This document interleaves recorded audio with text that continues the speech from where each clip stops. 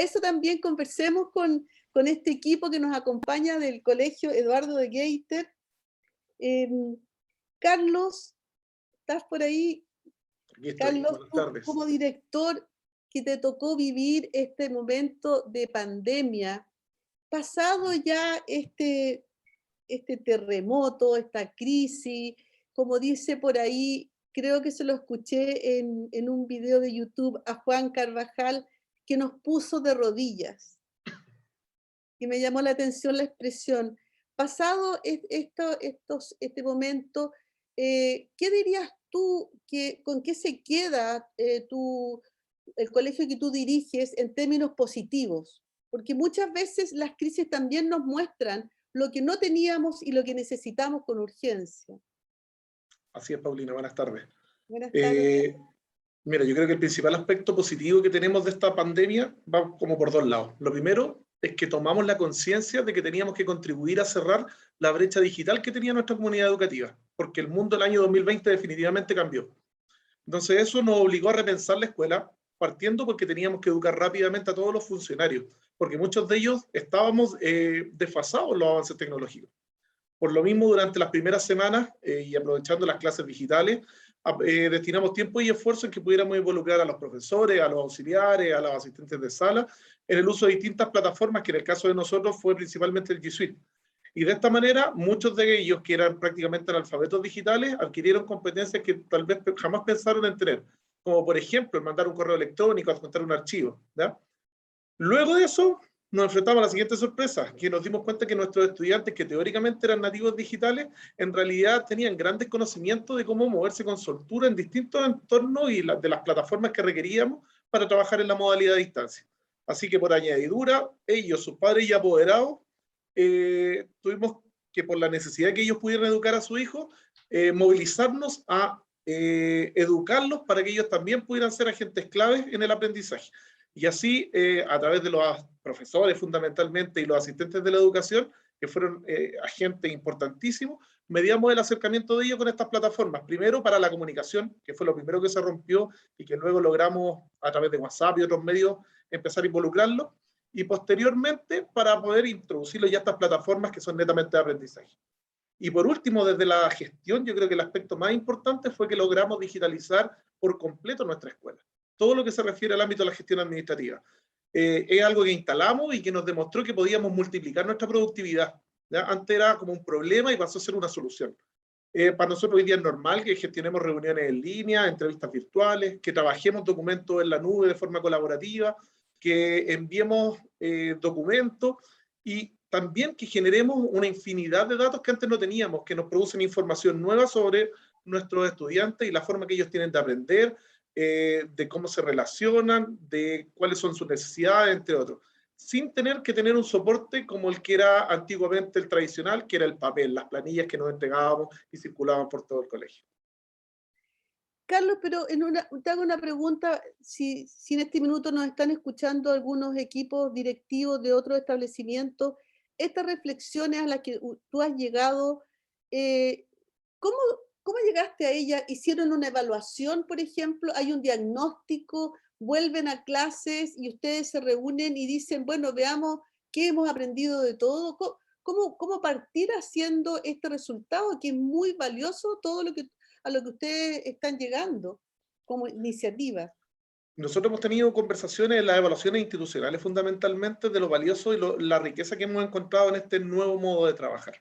Entonces, de ahí son principalmente, a lo mejor no hemos elaborado documentos, pero hay un constante diálogo entre los profesores, los asistentes y además que hemos visto cómo podemos llegar a hacer cosas que antes requerían demasiado tiempo, como a través del mundo virtual nos hemos acercado.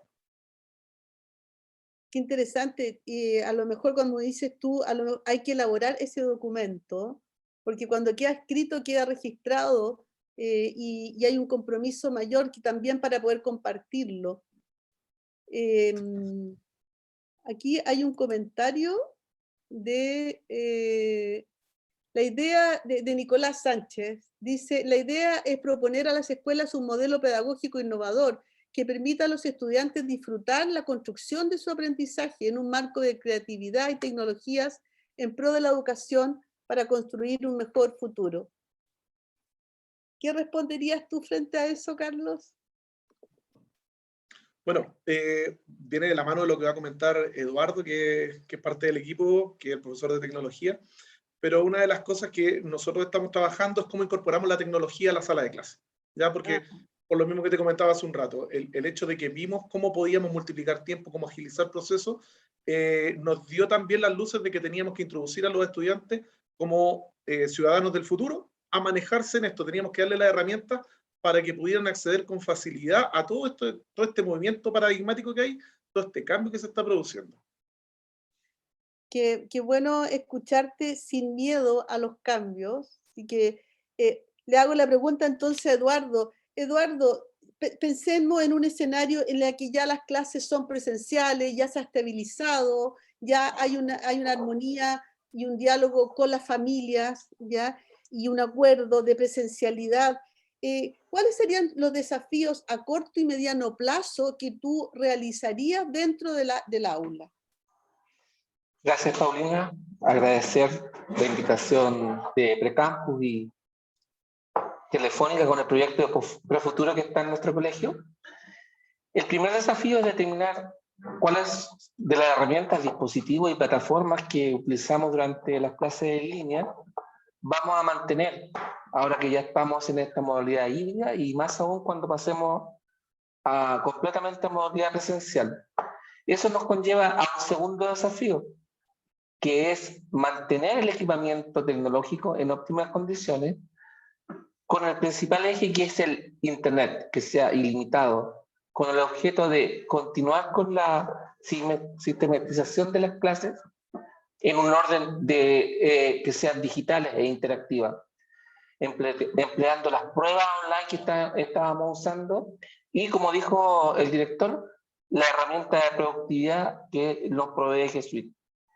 Y el tercer desafío, que es el más importante, es instalar en cada una de las salas los pupitres con tomas eléctricas para poder dar continuidad a las clases en el periodo del día a día. Y para que sean más funcionales las salas, resguardarlas bajo dispositivos o estantes digitales que puedan albergar todo este equipamiento que debe tener la sala. Básicamente así nosotros visualizamos estos posibles desafíos que usted nos propone, Paulina. Gracias, yo escucho que no son cambios que implican en términos monetarios una gran inversión y puede tener mucha importancia en el desarrollo tecnológico. Me parece que son muy interesantes cómo nos damos cuenta que la infraestructura tiene que ir de la mano con el desarrollo, porque no podemos enseñar competencias digitales si no tenemos una infraestructura acorde, ¿no es cierto? Y ahora una pregunta para Francisco, el jefe de UTP. Si cerramos los ojos y yo les dijera, se acaban de ganar un proyecto, no piensen en cuánta plata, ¿ya? El Colegio Eduardo de Geiter postuló y se ha ganado un proyecto. ¿Qué proyecto te gustaría a ti, Francisco, hacer dentro del colegio en un mediano plazo? Hola, buenas tardes. Bien, esto de soñar me encanta. Si tuviésemos la oportunidad de ganar un proyecto, yo creo que seguiría en la línea de lo que relataba Eduardo, invirtiendo en herramientas tecnológicas que permitan el desarrollo de nuestros estudiantes en habilidades de pensamiento tecnológico. Creemos profundamente que la tecnología fomenta la imaginación, la creatividad, la reflexión, el análisis, la experimentación. Bajo esta mirada, y desde la parte ya más técnica, el poder contar con recursos nos permite dotar de una infraestructura funcional las aulas y los rincones educativos. Digitalizar con propósito en el fondo y con fines pedagógicos las salas de clase. Las convierte en espacios que fomentan el trabajo colaborativo. En pos del aprendizaje, los estudiantes pueden interactuar y dialogar mucho a través de rincones dotados de tecnología.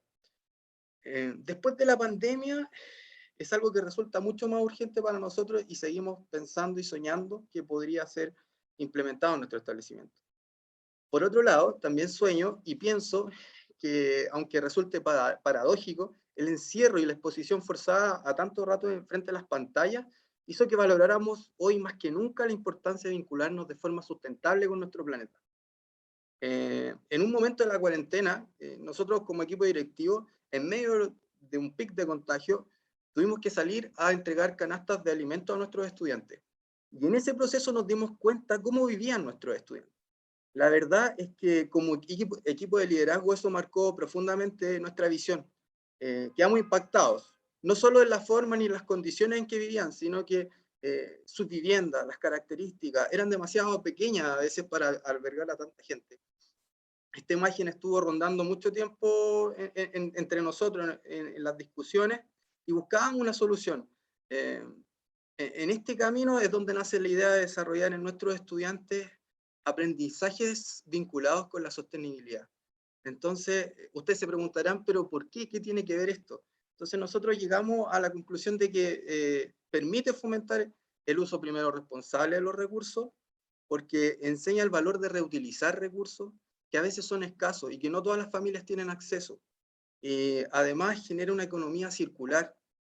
Si pudiésemos ganar un proyecto, buscaríamos dotar al colegio de una infraestructura sostenible, que lo vuelve un espacio con rincones de aprendizaje funcionales para enseñar a nuestros estudiantes este pensamiento sostenible. Que sean experiencias vivenciales donde los niños interactúen y aprendan haciendo. Enseñar a nuestros niños a generar soluciones, yo creo que en problemas cotidianos es una manera creativa de poder resolver estas dificultades. Así como nació esta idea de desarrollar en los estudiantes este pensamiento sustentable o sostenible. Su génesis radica en el concepto de sustentabilidad social, y este apunta a adoptar valores que generen comportamientos como el valor por la naturaleza, mantener el nivel armónico y satisfactorio con el medio ambiente. Finalmente, yo creo que creemos que la tecnología y la sostenibilidad no solo se vinculan, sino que se convierten en una forma de enseñar a innovar. Y eso yo creo que es el círculo de este sueño que tenemos como colegio.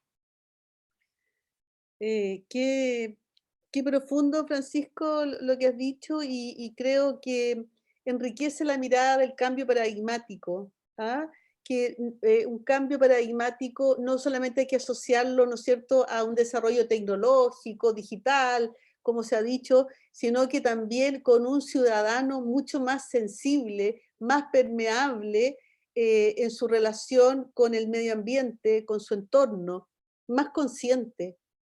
Yo creo que un ciudadano y una ciudadana más consciente, y es tarea de nosotros aumentar seguramente eso. Te agradezco este sueño y deseo profundamente que en un próximo webinar tú nos digas, no fue sueño, nos ganamos el proyecto, y tal vez así como ha sido uno de los primeros colegios que impulsaron tantas estrategias inclusivas, también sean de los primeros colegios que llevan estas iniciativas y la concretan. Ahora